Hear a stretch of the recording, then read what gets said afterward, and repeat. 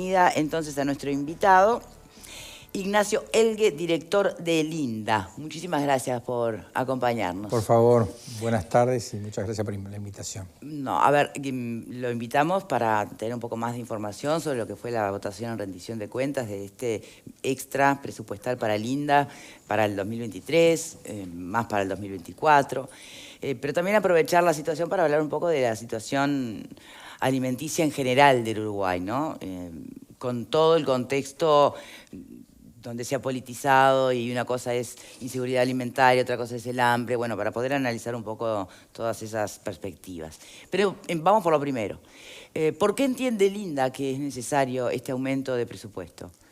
Bueno, nosotros hacemos un monitoreo permanente de la inseguridad alimentaria en el país. Definamos primero qué es bueno, inseguridad alimentaria. Hay una inseguridad alimentaria que es moderada y otra es grave. La inseguridad moderada es las expectativas que tiene una persona de alimentarse en la misma situación que se venía alimentando. Por ejemplo, la pérdida de algunos tipos de calidad de alimentos o la cantidad de ese tipo de alimentos. Esa es la moderada. Por ejemplo, si usted comía 3 veces por semana carne, pasa a comer 2, y si en vez de comer o darse algún gusto una vez por semana, se lo empieza a dar una vez por mes o no se los da, eso pasa a ser moderada. Y la grave es cuando ya pasa algún día sin comer. Bien. Entonces, ya no es un tema de gustos o preferencias, sino que no te da para claro, lo básico. No, económicamente, por alguna circunstancia económicamente u otra social, no puede acceder a la comida. Bien. Esto se mide por personas o por grupos familiares. Las mediciones que nosotros tenemos, la FAO mide por personas. Se mide desde el 2014 estas medidas, sí. Y los números siempre han sido bastante duros para Uruguay. Hubo un año que fue récord, ¿no? Sí. El 2017. FAO publica trianualmente para achicar el margen de error. Bien. Entonces, del 16 al 18 le da 25%, pero ahí en el medio tuvo un 27%. Por eso llega a esos números. Pero desde el 2014 hasta ahora, siempre el número fue superior al 20%. Esto, a veces yo siempre repito que hay que tener la sensibilidad que estos números expresan. Nosotros estamos hablando de compatriotas que no tienen la alimentación en calidad o en cantidad suficiente para cubrir sus necesidades. O sea que nosotros decimos 23%, es un número muy duro. Bien. Para un ¿Pero país hablamos de productor inseguridad de alimentaria moderada o grave? No, de la suma de las dos. Sí, bueno, pero ¿para algo existe bueno, la categoría? la grave es del 5%, del Bien. 5 al 6, sí. Y la suma de las dos, que es la otra que se sume, que es lo que se dice inseguridad moderada. Alimentaria, inseguridad alimentaria es la suma de las dos. Si usted le resta, le da cuál es la moderada. Pero la total de inseguridad alimentaria, en este momento, la última medición da de 23%. ¿Está? Del 19 al 21, que fue publicado el 7 de julio del 22 por la FAO. Esos son los números que tenemos. Y pero entonces no está medido de lo que viene a ser el efecto pandemia. Está medido el efecto pandemia, porque está el 20 y el 21. Bien. Eso está en la encuesta del 20 y el 21. O sea que está el ¿Y ahí no aparece en las gráficas un salto muy significativo? Lo que pasa que el anterior dio 21,2 y ahora 23,2 y ahora da 23 redondo, la última medición que publica FAO. Bien. Eso, sobre todo pensando que el tema del efecto de la inflación y todo eso vino después también. Bueno, el número que da la FAO lo compara a nivel regional con todos los países básicamente que tiene esta encuesta. Esto lo hace a través de una encuestadora privada y el número de Uruguay en crecimiento o en pandemia es el menor de la región. Si comparamos la medición anterior o la primera medición y esta, nos sube un 1,4% la población que dice la FAO que subió en la inseguridad alimentaria, que particularmente sube en la grave. Y a nivel regional subió casi un 16%. En países como Chile, por ejemplo, que tenía un 10% de inseguridad alimentaria, tanto la suma de la grave y de la moderada, pasó a un 17%. O sea que el aumento fue de un 7% cuando en el Uruguay se mide un 1,4%. Bien. ¿Este aumento es suficiente? ¿Es pocón? Nosotros solicitamos este aumento. Hay dos partidas, una para el 23 y una para el 24. Sí. La del 23 la pedimos ese monto, porque los procesos licitatorios para poder cumplir con esto nos van a llevar por lo menos 3 meses. O sea que nosotros vamos a poder empezar a cubrir o implementar el plan que tenemos a partir de marzo o a fines de marzo del 2023. Entonces el periodo va a ser más corto y por eso pedimos. Por eso el número menos. Más grande para el 2024. Y por eso pedimos. Pero aparte faseamos esto, porque nosotros también, en esta idea de que INDA no sea solamente un plato de comida, la segunda y la tercera fase vamos más allá. Vamos a darle instrumentos para que puedan aprender a cocinar en nuestros centros integrales de alimentación y también que puedan tener alguna salida, vamos a decir, acompañando algún otro programa del MIDES o de algún otro ministerio. Nosotros estamos en un tema de pérdidas, de desperdicios de alimentos, claro, de la reducción, y bueno, ahí pensamos que podemos trabajar algo con nuestros usuarios para que tengan una salida laboral. O sea que el programa es mucho más completo que solamente mejorar la inseguridad alimentaria. Bien. ¿Cómo responde o cómo analiza usted el planteo del tema de la alimentación escolar? Y que planteaban, bueno, que tiene que estar disponible los 365 días del año. ¿Los comedores del INDA cuánto están abiertos? Nosotros estamos abiertos todo el año, en Montevideo, de lunes a viernes, pero se le da ticket de alimentación para los días sábados, y en el interior están de lunes a sábados abiertos los comedores, durante todo el año. Incluso los niños que van a escuelas que cierran y están en situación de vulnerabilidad pueden ser beneficiarios de nuestros comedores. Bien. Cuando cierran las escuelas. Y cuando se planteaba desde la oposición que hay hambre en el Uruguay y que el aumento de presupuesto para el INDA lo terminaba de confirmar, ¿qué reflexiona sobre eso? Y bueno, los números, nosotros no escondemos los números, pero los números son claros, pero esta situación no es novedosa. Desde que se empieza a medir la inseguridad alimentaria, que estamos arriba de un 23%. En el 2017, cuando estuvo, o en esa medición, 2016 y 2018, cuando hubo un pico de inseguridad alimentaria, el INDA en ese periodo cerró 4 comedores en Montevideo y un par en Canelones. Y eso se vio reflejado también en la pandemia, porque en los lugares donde el Sistema Nacional de Comedores no era fuerte, fue donde hubo más ollas que se abrieron.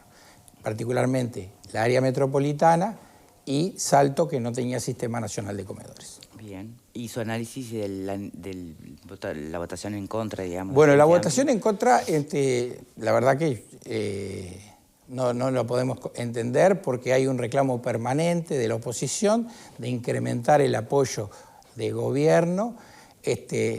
Algunos senadores, como el senador Andrade, dijo en el Parlamento que podíamos deliberar o discutir de diferentes temas, como la seguridad social, como todos los temas que se pueden, pero que de la alimentación teníamos que trabajar en conjunto y con un plan que abarcara y buscar consensos en todo el sistema político. Y vemos como cierta incoherencia de la oposición que no voten un incremento presupuestal y después creo que no corresponde, pero el senador Carreras también dijo que en los años de pandemia, hoy en El Observador leí que dijo que en los años de pandemia no había habido un incremento y que ahora y ahora sí pedían un incremento para los últimos años. No es cierto. Que en los años de pandemia hubo un incremento con intención electoral, digamos, ¿no? Hubo un incremento que fue, en el 2020 fue de 330 millones de pesos y en el 2021 de más de 424 millones de pesos. Ah, o sea que no estaba enterado el senador. No, yo creo que no estaba enterado porque no sé, nunca pidieron información a INDA de cuál fue. El instrumento no fue la rendición de cuentas, fue el fondo COVID y fue donaciones que recibimos particularmente de INAC, que tuvimos una donación de casi $1 millón en cada año de pandemia. Pasa que Carrera maneja ticket alimentación, entonces usted me parece que por ahí bueno, no lo... No, y lo otro que yo digo es, cuando yo he declarado los números, nosotros pasamos en el Sistema Nacional de Comedores de tener 7.000 usuarios a tener 24.000 usuarios. ¿Cómo es que piensan que se logró eso? Hubo un aporte del Estado para poder cubrir esa necesidad. Cuando pasamos de 1.000 canastas mensuales a entregar 24.000 canastas físicas mensuales, o sea, el único que reprodujo los peces y el pan fue Jesucristo. Nosotros precisamos de economía para poder lograr poder abastecer los diferentes programas que tenemos. Bien.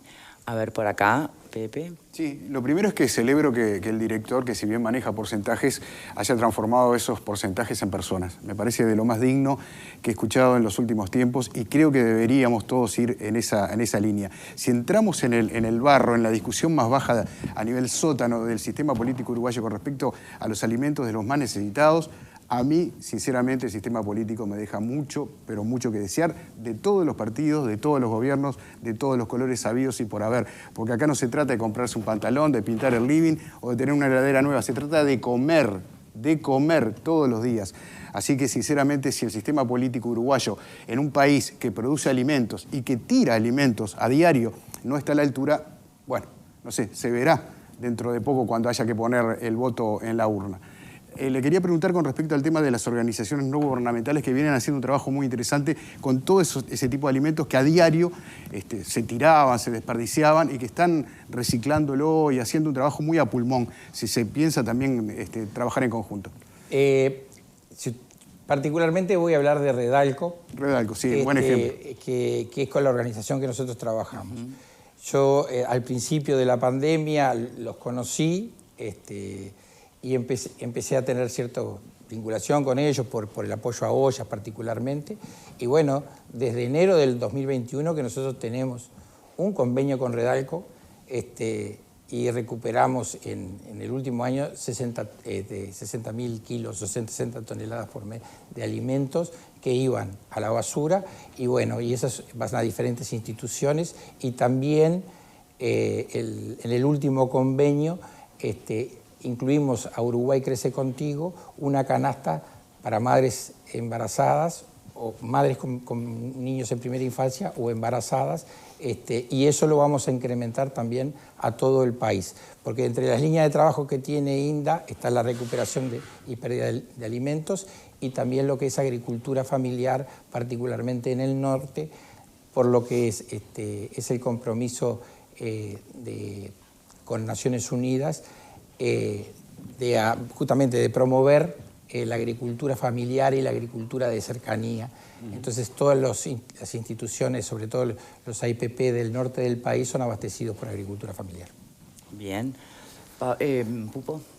Bueno, una pregunta así de arranque nomás, tengo comentarios para hacer, pero ¿qué pasó con la alcaldía de La Floresta y las toneladas de comida que teóricamente o supuestamente desaparecieron? Esa es la pregunta.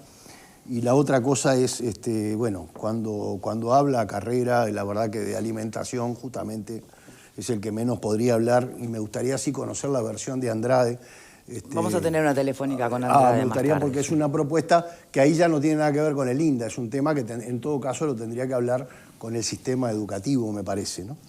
Pero pará, la pregunta es, ¿está al tanto de qué pasó con esa ¿Está al tanto denuncia? de lo que pasó en La Floresta? Estoy al tanto, sí que está en manos de la justicia, no voy a opinar de ese tema, está en manos de la justicia hasta que la justicia diga, es un tema de Uruguay Adelante que abastece a la Intendencia o a alguna red de ollas que está en el departamento de Canelones.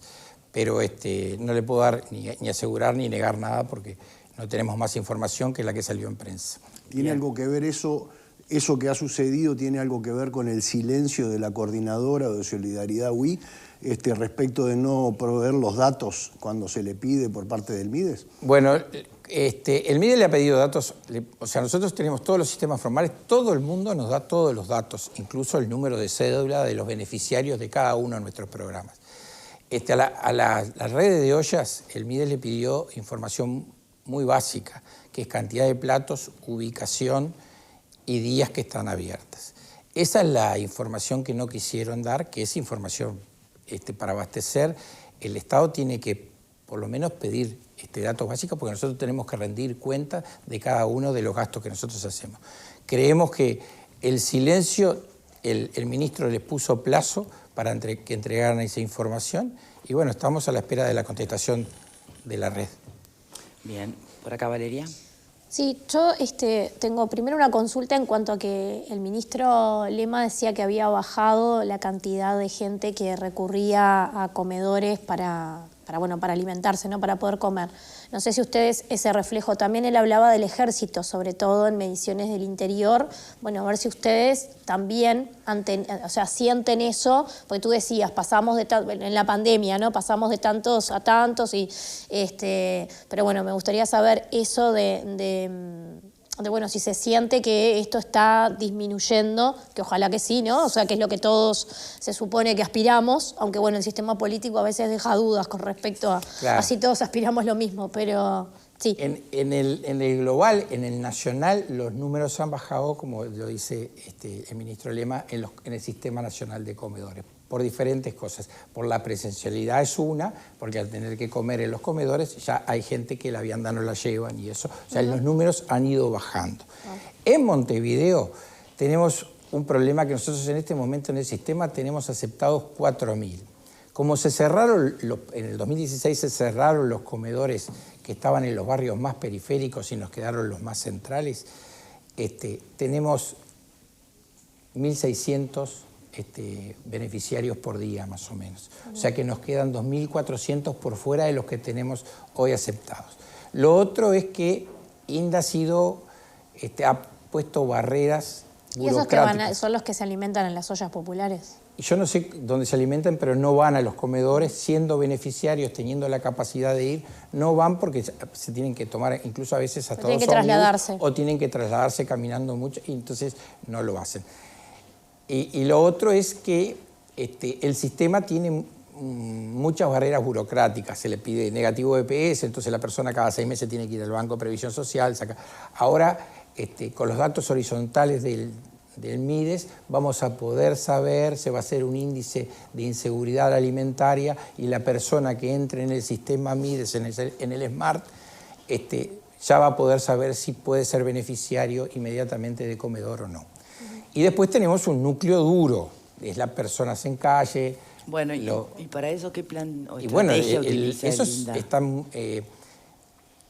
el gobierno o el Estado tiene muchas fortalezas. Uno son las escuelas, otros son los CAIF y otros son el sistema de los refugios de calle. Nosotros en pandemia se abrieron refugios de calle para la población vulnerable mayores de 65 años. Y las personas que están en calle, que concurren a un comedor, ahí ya se aseguran 2 comidas. Cena, los que van a comedor, no 24 horas, los nocturnos, cena y desayuno. Y ya son directamente beneficiarios del Sistema Nacional de Comedores. O sea que le estamos dando 3 de las 4 comidas. Después, las madres con niños que están en situación de vulnerabilidad, en este periodo de gobierno se han abierto 2 hogares, el Hornero y el Zorzal, que las atiende y le da todas las plazas de comida, las 4 comidas diarias. O sea, se han abierto muchos locales. Tenemos más de 100 instituciones. Y te iba a preguntar, ¿cuántos comedores tiene el INDA? El INDA tiene 53 comedores en el Sistema Nacional de Comedores en el interior del país y 4 en Montevideo. ¿Alcanza? 57. Y bueno, para Montevideo creemos que no, porque estamos muy centralizados y el plan, con estos 155 millones para el 2023, es abrir por lo menos 2 comedores más, uno donde está en INDA, que se cerró en el 2016, y otro en Aparicio Saravia y General Flores, y después abrir puntos de distribución de alimentos móviles en base y justamente para atender lo que cubren las ollas ahora, pero más centralizado, con una comida más formal, una comida congelada que la van a poder llevar para la casa, pero esos puntos de distribución de alimentos también van a tener capacidad de calentar esa comida para que pueda ser distribuida en el lugar para la gente que no tenga un lugar donde comer. Bien, ahí está el cálculo de cuánto cuesta por persona ese plato de comida. Y nosotros, hay 2 tipos de comida. La comida que se come en el Sistema Nacional de Comedores, que se cocina, y ahí somos socios con la Intendencia, o sea que tenemos el 50% del gasto, porque tanto el personal como los locales los opera las Intendencias. Nosotros le damos básicamente carne, víveres secos y víveres frescos y una partida económica por usuario. Eso ronda, y cada Intendencia cocina, eso ronda alrededor de 60 pesos esta hora. Y después lo que nosotros distribuimos acá en Montevideo, que se cerraron todas las cocinas y se tercerizó, que eso está alrededor de los 210 pesos por comida por día. Estamos hablando de los almuerzos. Este plan que vamos a hacer ahora de comida congelada es de un envase diferente, y vamos a buscar reducir el costo, no en calidad, pero sí el costo básicamente de la logística, porque hacer una comida congelada no nos van a tener que distribuir todos los días los comedores, sino que vamos a poder hacer un acopio claro. y después manejarlo nosotros. La logística tiene un costo muy pesado en lo que es la distribución de los alimentos. Bien, Pablo. Uno se desayuna con estos números y la verdad que sorprende, ¿no? Sorprende e indigna. Esa es la realidad. Porque que exista un 22, 23, 26 o lo que sea % de la población que no tiene acceso a los alimentos es vergonzoso. Y es vergonzoso para esta administración y es vergonzosa para la administración anterior y la anterior y de las que vienen. Pero más indigna todavía que se haga política, como decía Pepe, con el tema del hambre de la gente. Porque es la inseguridad alimentaria y eso que es para darle un matiz a lo que es en realidad en mi barrio se le dice hambre. La gente tiene hambre. Entonces, que se desgarren las vestiduras y se haga política, ahora en este momento por parte de la oposición, en otros momentos será por la oposición de turno, que el gobierno no atiende las necesidades de la gente y cuando el gobierno dice, bueno, vamos a darle, como pidieron ustedes, 337 millones de dólares para el 23 y 424 millones para el 24, se diga, no lo voto porque es año preelectoral. Y como es año preelectoral, entonces quizá le estoy dando una mano al gobierno. O sea, que en definitiva, más te indigna todavía que pienses en la próxima elección y por eso no votes algo que estás reclamando. A costilla de la gente, ¿no? A costilla de que pase hambre la gente. Esa es la lectura que hay. 2 más 2 es 4 en todas las escuelas del país. Entonces es indignante que se haga esa forma de política. Y es indignante también que con los recursos que existen se niegue que lleguen los datos que se están solicitando, porque después, ¿qué es lo que pasa? Yo escuchaba al diputado LNT hoy a la mañana acá en este canal de Desayunos Informales hablando de la denuncia que estaban comentando ustedes ahora. Son 38.000 y pico de kilos de alimentos para unas ollas populares que funcionaban allí en la Floresta, que había algunas que no funcionaban todo el tiempo, había otras que funcionaban más o menos y una que no existía, donde aparentemente por la denuncia del diputado LLT está implicada allí una edila del Frente Amplio y un concejal también, y uno de ellos era el que traía el camión para llevar el alimento y demás. O sea, es vergonzoso, es vergonzoso. No le quiero hacer ninguna pregunta de números porque sinceramente hablar de números de hambre a mí, la verdad no me llama la atención para nada, lo rechazo. Pero es vergonzosa la situación y es vergonzoso que se haga política con el hambre y es vergonzoso que cuando hay una solución no se vote por un tema de votos para conseguir para las próximas elecciones. Y la más vergüenza de todo es robarse los alimentos. A mí me gustaría decirle que, bueno, los números, para nosotros, el observatorio tiene que manejar los números porque para nosotros planificar precisamos tener números concretos. Para hacer su trabajo los tiene que manejar los números. A lo que voy que es una vergüenza nacional que el 22-23% de la población tenga necesidad de alimentos. Cuando aparte hay un 11% de alimentos que se desperdician, lo que decía hoy Pepe. O sea que como sociedad somos una vergüenza en ese sentido. Y como políticos es vergonzoso que se haga política con el hambre de la gente. ¿Qué se ha hecho siempre política? Lo dije de todas las administraciones. Sí, Pepe Corto. Sí, director, quería preguntarle por qué se cierran en el 2016 esos comedores, porque estaban en unos puntos... Bueno, yo busqué información a ver si había algún informe o algo que justificara el cierre y no lo hubo. O sea, no fue que se quedaron sin beneficiarios. Los beneficiarios los trasladaron a los otros comedores. O sea, no hay ningún estudio que justifique el cierre de esos comedores justamente en los barrios que más necesidad tienen, porque son los más vulnerables y que aparte sabiendo que tenían que recorrer todo. Como tampoco sabemos por qué se le pedía también tantas medidas o tantos documentos para presentar para acceder al plato de comida.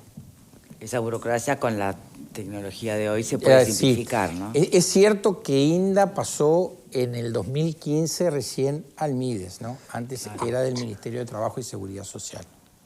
O sea que integrarse al MIDES es un camino que todavía no lo hemos terminado. Ah, bien.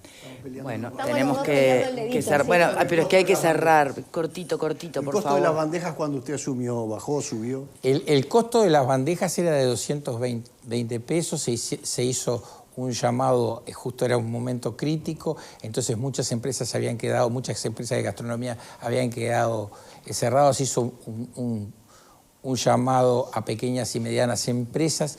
Con eso logramos achicar el precio casi al 50% de lo que se estaba pagando en el 2019, manteniendo la misma calidad de alimentación y el mismo peso y en las mismas condiciones, básicamente. Bien. Bueno, No, yo era en línea en realidad de por qué se había tomado la definición de no cocinar. Bueno, yo no lo sé porque también fue justo con la Fue cerrada de los anterior. comedores Claro. que también se tercerizó. definió que se Bien. tercerizaba el tema de la alimentación. bueno, Elgue, muchísimas gracias por su participación. Nosotros vamos a tener en el próximo bloque la palabra vía telefónica del senador Andrade, a ver si, que dé su argumentación de por qué no votó esta rendición. Sí. En Parlamento todavía no se votó. Yo espero que el senador En comisión, Andrade... estamos hablando de comisión. Pero en Sí, comisión donde no se votó fue en diputados. sí. Bien, perfecto. Vamos a ver si ahora en el Senado se vota todo. Bien, Elgue, muchísimas gracias No, de verdad, muchísimas gracias por a habernos ustedes. acompañado. Antes de ir a la pausa, quiero recordarles